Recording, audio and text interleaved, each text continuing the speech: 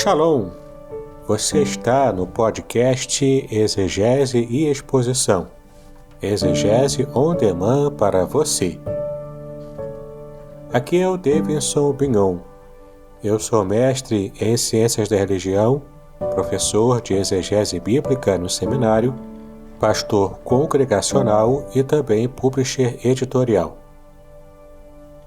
Eu ajudo pastores e líderes cristãos a fazer estudos bíblicos na igreja sem ter problemas com interpretações erradas.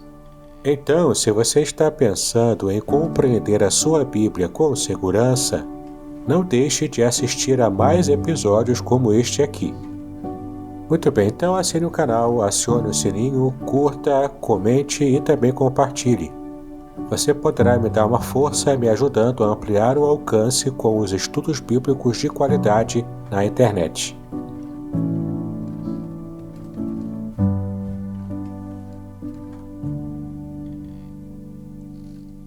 Muito bem, estamos em mais um episódio do nosso podcast Exegese e Exposição.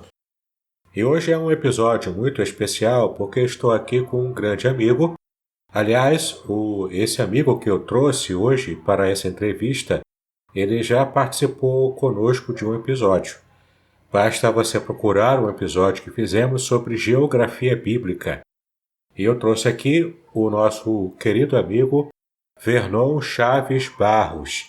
Ele é professor de geografia e também ele vai se apresentar um pouco mais falando sobre a sua formação. E o motivo pelo qual estamos fazendo esse episódio especial é para o lançamento de um livro que o nosso amigo Vernon está lançando nesse momento, exatamente nesse mês. Então nós vamos agora estar nos preparando para ouvir um pouco sobre geografia bíblica e o livro escrito e a ser lançado pelo professor Vernon. Olá, professor. Shalom para você. Shalom, Uraha. É um prazer estar aqui, com o meu grande amigo Davidson, de vários anos já. E para mim é um privilégio muito grande mesmo, de estar aqui podendo estar com vocês, junto com o pastor Davidson, e falar um pouco sobre o meu livro, que em breve será lançado aí, Vamos fazer uma pré-venda. Mas enfim, meu nome é Vernon Chaves Barros. Sou professor de Geografia formado pela UERJ e também pela ENSE, que é a Escola Nacional de Ciências e Estatísticas do IBGE. E lá eu fiz uma pós-graduação de meio ambiente, análise ambiental, na verdade. E meu livro se chama Da Eternidade ao Mais Profundo dos Vales. É bem interessante porque vou tentar nele fazer uma busca que vai desde o princípio do alfa até o ômega, o fim de todas as coisas. Perfeito. E é um livro normal de geografia bíblica ou ele tem alguma abordagem diferenciada? Na verdade, é geografia bíblica, mas de uma forma bem diferente do que estamos acostumados a ver por aí.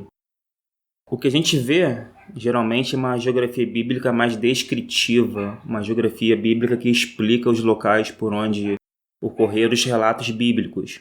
Mas no meu livro eu parto de um ponto de vista diferente, que é a geografia que a Bíblia ensina.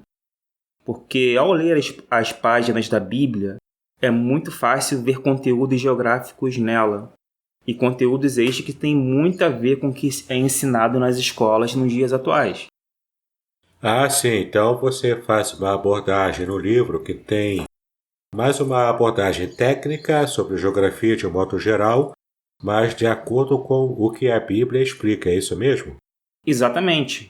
Porque a Bíblia é um livro sem igual, Ela explica muitas coisas para a gente de ordem espiritual, mas também explica muitas coisas geográficas para a gente, científicas, vamos dizer assim também, Porque acredito que a Bíblia, ela ensina coisas que transcendem suas páginas, na verdade. Porque a criação que se observa no nosso mundo ao nosso redor é uma criação inteligente por parte de um criador inteligente.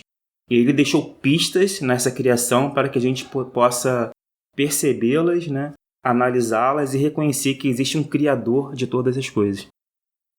Agora, professor Vernon, eu queria te fazer uma pergunta que nós já Até abordamos esse tema naquele outro episódio, que você pôde nos ajudar participando com a gente. Mas no seu livro você fez alguma abordagem sobre a Terra plana? Na verdade, fiz sim uma pequena abordagem, né?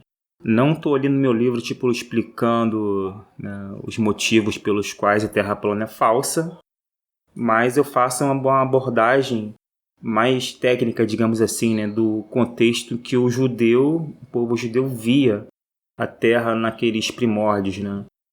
Mas que, em todo caso, pelo que nós vemos na ciência atual, é muito fácil saber que a Terra não é plana. Basta ter um conhecimento de astronomia, né, mínimo possível para sabermos que a Terra não é plana. E o interessante é que no modelo Terra plana que eles acreditam, a Terra é como se fosse um círculo, como se fosse uma pizza, né? E essa pizza tem um domo, como se fosse um aquário de vidro, uma cúpula de vidro, que envolve toda essa pizza, digamos assim. É interessante dizer também que para eles o Sol está dentro do domo, assim como a Lua. E as estrelas, né, são o próprio domo, digamos assim, que giram em torno do Polo Norte. Só que, ao analisarmos, né, o real, o que nós vemos é que, além das estrelas girarem em torno do Polo Norte, elas também giram em torno do Polo Sul.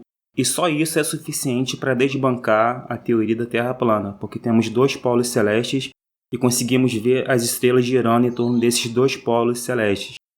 Enquanto para o terraplanista existe apenas um polo celeste que está no Polo Norte.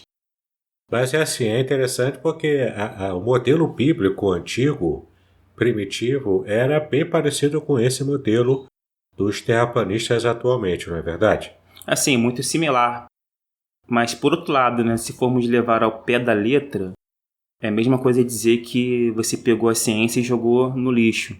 E o que eu trago no meu livro é uma tentativa também de aproximar a ciência com a religião.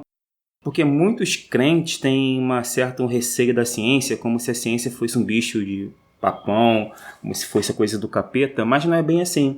A ciência, ela está aonde? A ciência é uma revelação das coisas criadas, digamos assim. Por exemplo, Deus criou o céu e a terra e pôs tudo para funcionar. O que a ciência faz? Ela revela como é que essas coisas funcionam. Nada além disso, né? E quando você usa a ciência, você está usando, na verdade, as ferramentas, né, que Deus utilizou para fazer a sua obra. Falando em ciência, existia um teólogo chamado Teilhard de Chardin. Ele tentou fazer há muitos anos uma harmonização entre os relatos da Bíblia, especialmente os relatos da criação, e a teoria evolucionista, que é muito propagada hoje pelos meios científicos. No seu livro, você faz alguma abordagem sobre essa harmonia entre a ciência e a visão criacionista da Bíblia? Sim, né, eu tento fazer uma abordagem unificando, né, dois pontos de vista que são, a princípio, para um crente comum, antagônicos, que é a ciência versus a religião. E as pessoas veem como se fossem duas vias, né, que vão para lugares diferentes. Eu já vejo como se fosse uma grande avenida unificada entre ciência e religião. Muitas pessoas, né, tendem a separar veementemente ciência da religião. E eu não consigo mais fazer isso, né, porque eu cheguei num ponto da vida que tudo faz sentido para mim quando eu uno ciência com religião. E é isso que eu vou estar falando no meu livro também. Porque quando você está indo contra a ciência, você está indo contra todo aquele desenvolvimento tecnológico que nós utilizamos hoje em dia. E não é bem assim. Você, quando está doente, você vai para onde? Vai para o hospital, ser tratado lá, né, tudo mais. Porque você confia na ciência da medicina. E toda a ciência trabalha com método científico, né? E da mesma forma, a geografia também trabalha com método científico, a astronomia trabalha com método científico. E em relação à evolução, existe também método científico, mas eu não procuro me enveredar por esse lado no meu livro. Em todo caso, eu continuo acreditando que a Terra não possui apenas 6.000 anos de idade. É muito mais do que isso, são milhões e milhões de anos, chega a ser bilhões de anos. E isso dá respaldo, claro, para a teoria do evolucionismo. Mas o interessante que eu acho nisso tudo, apesar de não abordar isso no meu livro, é que quando Deus cria os animais, quando cria a vegetação, ele fala o seguinte: que a terra produza seres viventes, que as águas povoem, né? Ele fala dessa maneira. E isso pode ser uma margem para você pensar na teoria da evolução como se fosse uma coisa orquestrada por Deus. Então você defende a tese de que Deus criou tudo, mas usou o processo evolucionista para poder dar forma ao seu ímpeto criativo. É isso mesmo? Em relação à evolução, eu ainda não tenho todos os elementos para poder defender a evolução. Mas em relação à formação do planeta, que é a minha área de atuação de geografia, eu não sou biólogo, né? Sou geógrafo, né? Estudei geologia, astronomia, essas coisas.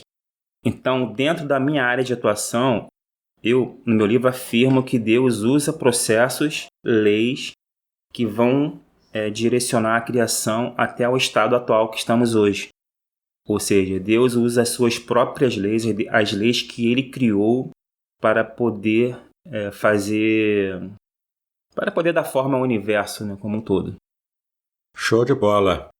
E tratando agora também de assuntos típicos, né, desse tema, já que estamos falando em terra, na idade da Terra, uma idade mais antiga, mais retrocedida, então, como a gente pode explicar essa visão que geralmente a Bíblia traz para a gente, de que a humanidade tem, na verdade, quase 6.000 anos, e não os milhões de anos que a ciência preconiza? É uma pergunta muito interessante, né? Porque para a ciência, por exemplo, a Terra possui 4 bilhões e meio de anos, ou seja, é uma idade que a gente não consegue imaginar direito com a nossa mente limitada, né? 4 bilhões e meio é muita coisa. Mas essas pesquisas estão muito bem evidenciadas, né? Não é uma pesquisa de boteco, por exemplo, né? Não é formada em opiniões. E a humanidade, ela é muito recente, né? Tem cerca de 5.700 anos, mais ou menos 6.000 anos, vamos dizer assim. Inclusive para o povo judeu, né? Tem essa marca mesmo, de 6.000 anos de idade. Ou seja, é muito recente quando comparada com a história geológica do planeta, que é muito grande mesmo. E um fato interessante, vou ler aqui um trechinho do meu livro, que fala o seguinte sobre o terremoto que está para acontecer lá na Terra Santa. Está na página 198 do meu livro. Diz o seguinte: este terremoto ocorreria depois que as 2 testemunhas do Apocalipse subissem ao céu.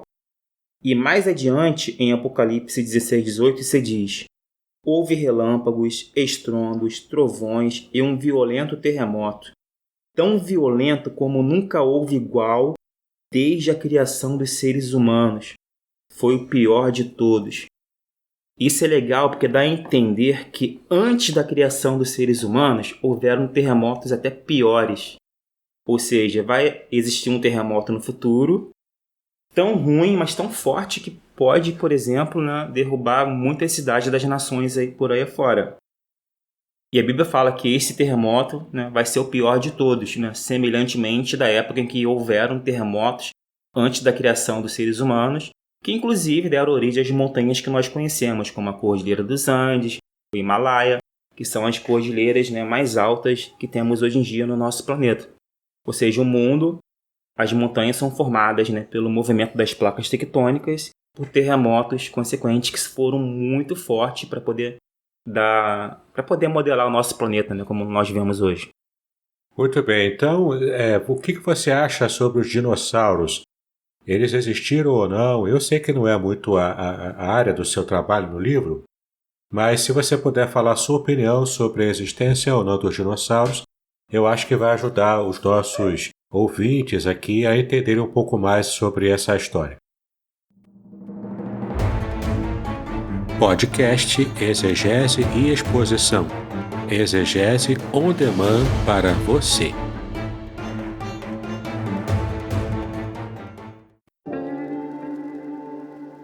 Shalom! Aqui é o Davidson Pignon. Eu ajudo pastores e líderes cristãos a fazer estudos bíblicos na igreja sem ter problemas com interpretações bíblicas erradas. Então, se você está pensando em compreender a sua Bíblia com segurança, não deixe de assistir a mais conteúdos como este aqui neste canal. Bom, essa é uma pergunta bem interessante, até porque hoje mesmo estava vendo uma notícia, né, de que tiveram que parar uma obra lá em São Paulo para poder retirar um fêmur de um dinossauro. Eles existiram, os dinossauros, não tem como dizer que não existiram, porque existem muitos e muitos fósseis em todos os lugares do planeta que comprovam a existência deles, né? Inclusive, né, temos fósseis, um dado interessante, que o Brasil já foi unido com a África há 65 milhões de anos atrás. Refere-se à Pangeia, né? Exatamente, a Pangeia. Se você olhar o mapa, você vai ver que o Brasil se encaixa perfeitamente no litoral africano.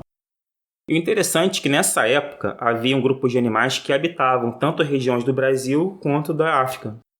E depois que houve a separação, esses animais ficaram separados. E o legal é que nós temos, né, fósseis desses animais em ambos os lados do Atlântico, tanto no Brasil quanto na África. Será que esses animais foram para lá nadando? Claro que não, né? Eles morreram depois de muito tempo, né, de já estar separado a África da América do Sul. Ou seja, são fósseis que nós encontramos e que comprovam a história geológica do planeta, inclusive a história da vida também. Isso, muito interessante, né? A gente abordar temas assim que são temas polêmicos. E falando em polêmica, eu quero aproveitar e perguntar a você sobre o que você pensa acerca da criação de Deus, no sentido de que a criação está completa ou se a criação ainda está acontecendo, porque nos nossos manuais de teologia, e a própria Bíblia também diz textualmente que Deus criou tudo, no sexto dia ele termina criando o ser humano e diz que é tudo muito bom, ou seja, dando o arremate, dizendo que fechou-se o momento criativo de Deus. Será que você tem uma teoria diferente ou você também segue esse mesmo pensamento da teologia clássica? Essa pergunta é ótima, é uma pergunta que é bem polêmica e muita gente pode não gostar da resposta que eu vou dar. Porque ela pode ser considerada heresia, né? Mas eu parto do pressuposto de que Deus, a princípio, não é homem, certo? Deus, ele é o Todo-Poderoso e ele está fora do tempo e do espaço. Ou seja, para Deus, a criação toda já foi efetivada, já está pronta para Deus. Só que do nosso ponto de vista terreno, aqui na Terra, o que a gente vê no universo, o que a gente vê na Terra, é que as montanhas, por exemplo, ainda estão sendo formadas, os mares ainda estão sendo abertos. Né? Sabia que o Mar Vermelho continua sendo aberto? O Yom Suf em hebraico, Mar Vermelho? Isso, o mar foi aberto por Moisés, mas continua sendo aberto por processos geológicos, né? Ou seja, a Terra não está completamente formada ainda, do ponto de vista geológico, porque, por exemplo, montanhas continuam sendo formadas. O Himalaia, por exemplo, ele sobe alguns centímetros por ano ainda em sua altitude. Por quê? Por causa do movimento das placas tectônicas e tudo mais.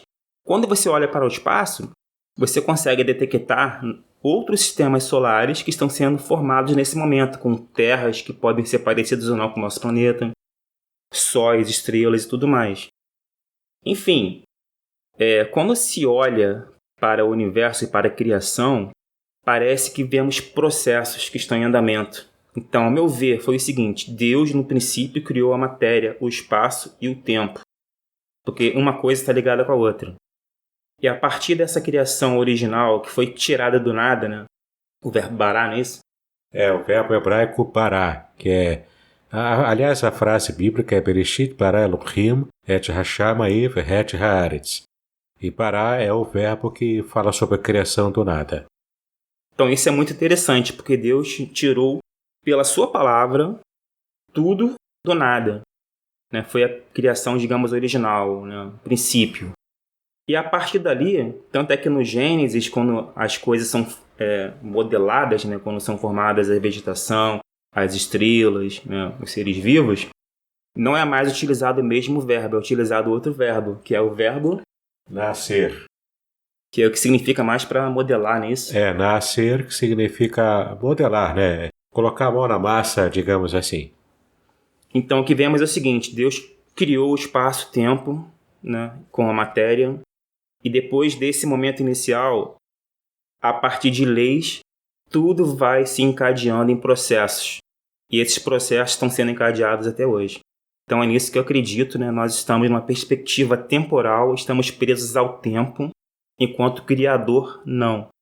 Por isso, para a gente que está aqui, a criação ainda não acabou. Mas para Deus, todas as coisas já estão consumadas. E claro que eu penso um pouco diferente dessa perspectiva, mas ainda assim vale muito a leitura do livro. O livro é muito bom. Eu já tive a oportunidade de produzir esse livro e também lê-lo. Ele é bem interessante mesmo para aqueles que desejarem se aprofundar nesse conhecimento. Dá mais um exemplo aí, professor Vernon, de como o seu livro trata desse modelo geográfico, dessas informações mais gerais da geografia, conforme a Bíblia traz. Por exemplo, o sol parando lá com Josué, ou então a Bíblia descreve que a Terra é redonda ou não é, enfim. Dá alguns exemplos aí para que a gente possa ter um gostinho maior de qual é a abordagem do seu livro. Então, primeiramente no meu livro eu falo sobre a criação, né? sobre um novo ponto de vista, né? De como Deus criou todas as coisas, utilizando as leis que ele estabeleceu. E vai ter muitos detalhes no livro, né? Que não vou dar tempo de levantar aqui agora, mas o meu livro continua em relação a uma descrição geral da Palestina, para depois entrar em assuntos mais geográficos, né? Como, por exemplo, eu falo sobre a petrologia, né? Sobre o que as rochas têm a nos ensinar, né? Eu falo sobre o que o próprio Sol tem a nos ensinar. E esse caso aí do Sol parar é uma coisa bem interessante, né? Porque do ponto de vista heliocêntrico, né? Não foi o Sol que parou.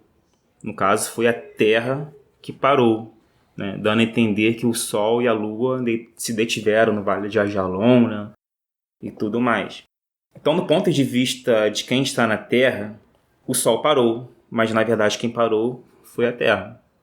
Isso do ponto de vista de que nós estamos falando de uma Terra redonda e esférica, né? Para o terraplanista, não. Para o terraplanista, o Sol parou literalmente lá em cima, porque a Terra é firme, estável, ela não muda.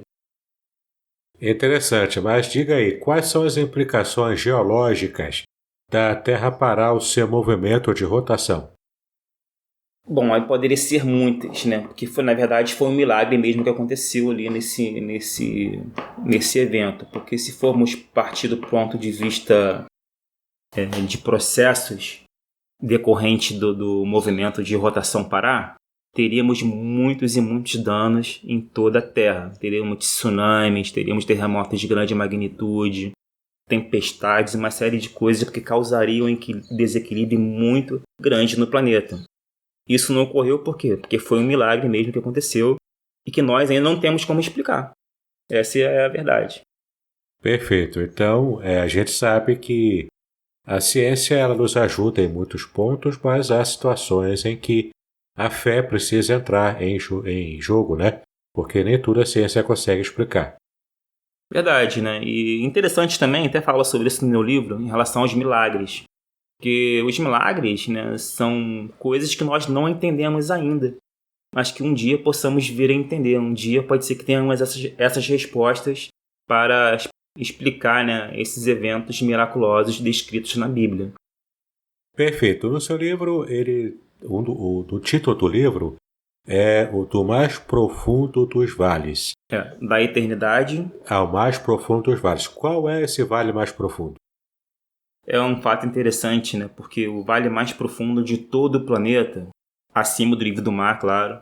Ou melhor, não acima do nível do mar, porque esse vale mais profundo não está acima do nível do mar. Está cerca de 400 metros abaixo do nível do mar. Que é o Vale do Rio Jordão, que culmina no Mar Morto. Então, o Mar Morto, digamos, é o lugar mais profundo na superfície do planeta.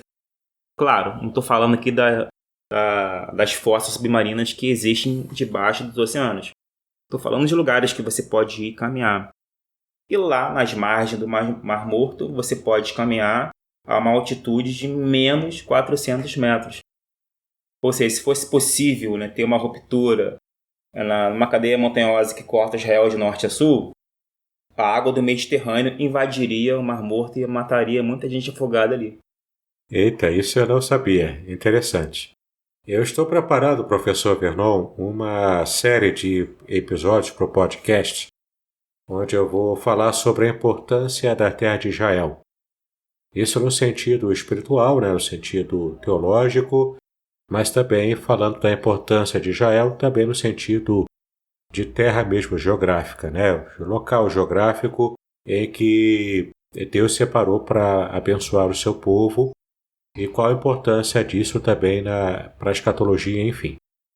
Na sua opinião, a terra de Israel, a terra geográfica de Israel, ela tem importância política geográfica maior do que as outras nações da Terra, ou ela é uma nação como qualquer outra, sem nenhuma distinção nesse sentido?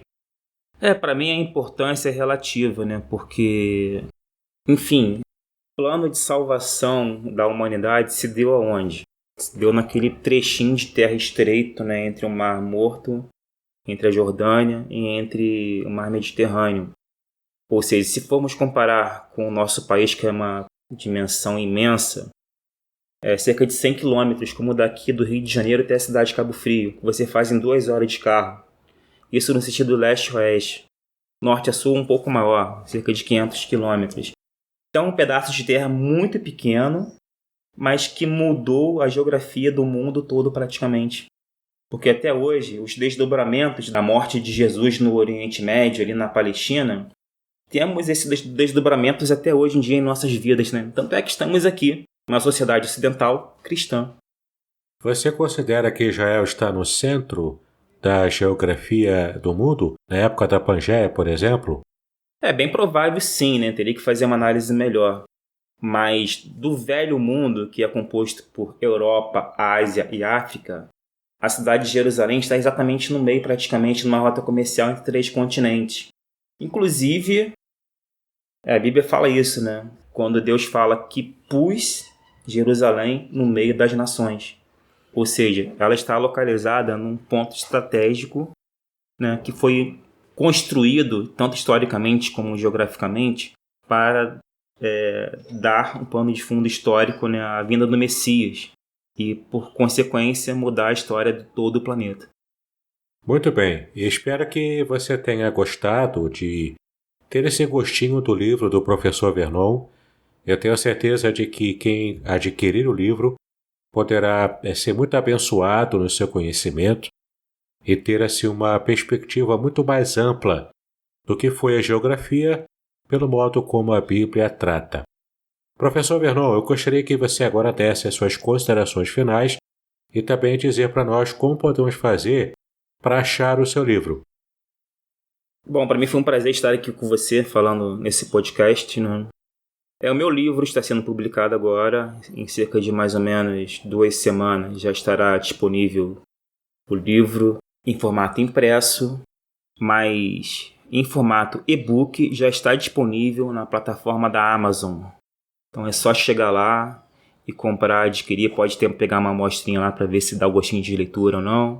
Aqui nesse podcast foi só uma palhinha, lá tem muitas informações, muitos dados, né, de como eu chego às minhas conclusões. E é válido porque é um novo ponto de vista, né, que você pode concordar ou não. Mas o que importa é que a Bíblia é riquíssima e ela tem muitas lições geográficas a nos ensinar.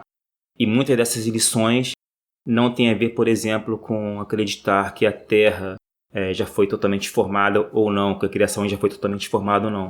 Mas são, digamos assim, releituras de certas passagens que trazem muitos ensinamentos para nós. Muito bem, muito obrigado, professor Vernon, pela sua participação. Tenho certeza que foi uma bênção para os nossos ouvintes aqui do podcast Exegese e Exposição. E está feito novamente o convite para que você possa voltar e tratarmos de outras passagens bíblicas sob o ponto de vista da geografia. Por mim, pode marcar, já deixar marcado aí que não tem problema. O convite já está aceito, basta efetivar. Ok, muito obrigado pela sua atenção até aqui e não se esqueça, assine meu canal no YouTube esteja também clicando no sininho para receber as notificações e dá uma olhadinha lá no livro do Professor Vernon, tenho certeza que você vai gostar. Muito bem, agora o que eu gostaria de ver é a sua participação. Entre em contato comigo, compartilhe a sua experiência comigo e quem sabe até se você enviar em formato de áudio, eu possa aproveitar a sua experiência para apresentar no próximo episódio do podcast Exegese e Exposição. Eu sou Davidson Bignon e eu ajudo pastores e líderes cristãos a fazer estudos bíblicos da igreja, sem terem problemas com interpretações erradas. Se você então está pensando em compreender a sua Bíblia com segurança, não deixe de assistir a mais episódios como este aqui. Então, assine o canal, acione o sininho, curta, comente e também compartilhe. Ajude-me a ampliar o alcance com estudos bíblicos de qualidade na internet. Que Deus abençoe os seus estudos, paz e bênçãos sobre a sua vida.